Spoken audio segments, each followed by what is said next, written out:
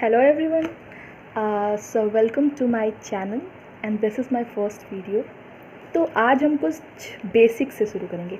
Mostly this is for kids और you can say that for the students of class 8th 7th maybe because this is a part of geography natural resources. Okay, देखो क्या होता है natural resources, क्या होता है.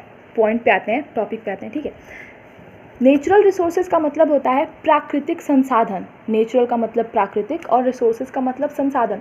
मतलब जो प्रकृति से हमें चीज़ें मिलती हैं अपने लिवलीहुड के लिए, जिनसे हम जी सके इस धरती पे, इस दुनिया पे, वो होता है नेचुरल रिसोर्सेज. ठीक है, अब देखो कितने तरह के होते हैं. 3 तरह के होते हैं. ठीक है, लैंड, सॉइल और वाटर.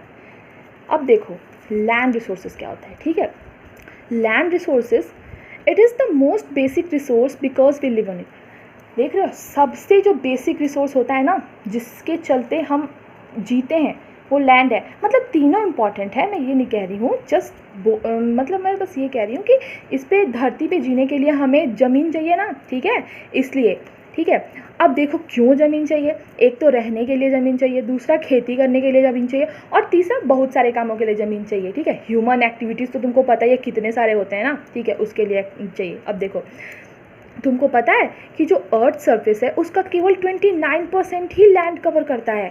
ओके, 100 में से 29%. ठीक है, अब देखो all of this land is not suitable for human habitation और इकोनॉमिक एक्टिविटीज़. और तुमको पता है इसमें से भी, इस 29% में भी 100% लैंड जो है ह्यूमन एक्टिविटी और ह्यूमन हैबिटेशन के लिए सही नहीं है, सूटेबल नहीं है. मतलब इंसान वहाँ पे रह नहीं सकता, वहाँ पे कोई काम नहीं कर सकता है. ठीक है, हैबिटेशन का मतलब समझते हो, हैबिटाट. अब हैबिटाट का मतलब समझ लो भाई, देख लो. देखो हैबिटाट वो होता है जो कि एक जीव के, एक मतलब कोई भी जीव हो, मनुष्य हो या फिर क्या बोलते हैं जानवर हो, उनमें से किसी के भी रहने के लिए जो नेचुरल चीज़ें होती हैं ना, वो नेचुरल ठिकाना उनका, प्राकृतिक चीज़ें, वो हैबिटाट होता है.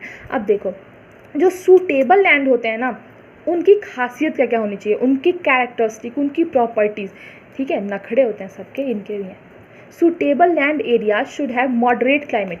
मॉडरेट क्लाइमेट होना चाहिए, यानी कि ना कम ना ज़्यादा, बीच का, मध्यम, जिसको ह्यूमन बॉडी जो है मतलब सहन कर सके, वैसा. लेवल लैंड यानी समतल भूमि. ये नहीं कि ऊंचा हो, नीचा हो, फिर ऐसा हो. मतलब पहाड़ी एरिया में भी खेती होती है, पर स्टिल हम क्या चाहते हैं, हम चाहते हैं ना कि कंफर्ट हो, एक कंफर्ट जोन हो. हम ये चाहते हैं ना. तो कंफर्ट जोन कहाँ मिलेगा, जब समतल होगी ज़मीन और फर्टाइल सॉइल यानी कि उपजाऊ मिट्टी हो, जिससे कि अनाज मिल सके. जब अनाज रहेगा तभी तो जियोगे, खाओगे. ठीक है, वरना कैसे जियोगे, बताना ज़रा. ठीक है, देखो these area support a variety of economic activities. और अगर ऐसी ज़मीन हो ना तो और भी बहुत तरह के जो हैं काम, व्यवसाय हो सकते हैं वहाँ पे. मतलब मनुष्य, मानव लोग जो हैं और भी काम कर सकते हैं, यानी हम लोग और भी काम कर सकते हैं. अब देखो हम लोग दूसरे पॉइंट पे आते हैं, क्या है, सॉइल रिसोर्सेज. ओके, तो सॉइल रिसोर्सेज क्या होता है. Soil form the thin upper layer of the earth crust. ये जो सॉइल होता है ना, मिट्टी, बच्चा पार्टी, ये क्या होता है. देखो सॉइल जो है अर्थ के क्रस्ट का सबसे ऊपर वाले लेयर, ऊपर वाला जो पतला लेयर होता है उससे मिलके बनता है. ठीक है, अर्थ क्रस्ट तो पता है ना. अब देखो मैं बताती हूँ अर्थ क्रस्ट क्या होता है. ठीक है, ये देखो, ये सर्कल देख रहे हो, ये धरती है, समझ लो, ज़्यादा घुसना मत.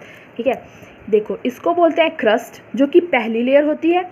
इसको बोलते हैं मेंटल, जो कि दूसरी लेयर होती है. और इसको बोलते हैं कोर, जो कि तीसरी लेयर होती है.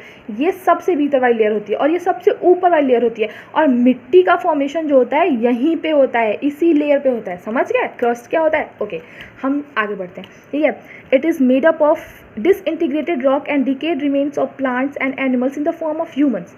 ठीक है, देखो ये जो है बहुत सारे अलग अलग तरह के पत्थरों से मिलके बना होता है, या फिर ह्यूमस कह सकते हैं कि जैसा जो प्लांट्स और एनिमल्स का जो वो बन जाता है ना, खाद टाइप का, तो वो ह्यूमस होता है, उससे मिलके बना होता है. ठीक है, मतलब इसमें बहुत सारी चीज़ें पाई जाती हैं मिट्टी के अंदर. तुम्हें पता नहीं है, मिट्टी इसीलिए सोना बोलते हैं, हमारे देश की मिट्टी सोना है. It is a very important resource because all plants including crops, vegetables and trees need soil to grow. क्या होता है, मिट्टी क्यों ज़रूरी है. चाहे वो क्रॉप हो, चाहे वो वेजिटेबल हो, चाहे वो पेड़ पौधे हो, कितने भी बड़े कितने भी छोटे, हर्ब्स हो, शर्ब्स हो, कुछ भी हो. ठीक हो, उसको बड़ा होने के लिए क्या, मिट्टी चाहिए होता है. उसको ग्रो, अगर मिट्टी ही नहीं रहेगी, अच्छी मिट्टी ही नहीं रहेगी, फर्टाइल ही नहीं रहेगी, तो फिर कैसे होगा, ये कैसे बड़े होंगे वो सब, कैसे खाने पीने के लिए चीज़ें मिलेंगी हमें, ठीक है, ये सारी चीज़ें इसकी।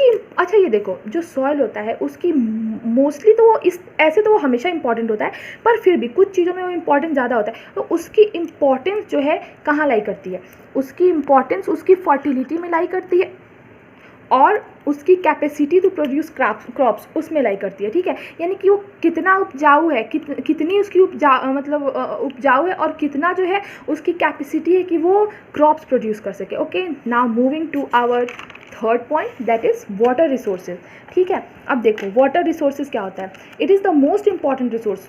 भाई बहुत इंपॉर्टेंट होता है, पता तो है ना इंपॉर्टेंट होता है, ठीक है। अब देखो धरती पे ये तीन तरह के फॉर्म्स में होता है, ठीक है। वाटर इन लेक्स, एक तो पानी जो कि झीलों में पाया जाता है, नदियों में पाया जाता है, समुद्रों में पाया जाता है।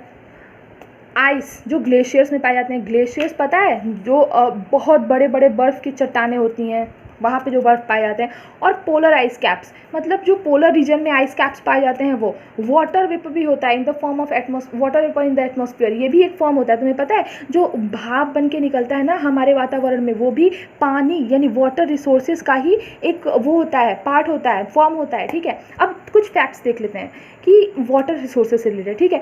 तुमको पता है कि जो 100% वाटर होता है इस धरती पे, मतलब तुम्हें पता है ना 30-70 का रेशियो होता है, जो 100% वाटर होता है ना वर्ल्ड वाइड कंज्यूम होता है ओनली अबाउट 100%, जो कि वर्ल्ड वाइड कंज्यूम होता है डोमेस्टिक पर्पज़ के लिए, यानी घरेलू कामों के लिए, ठीक है।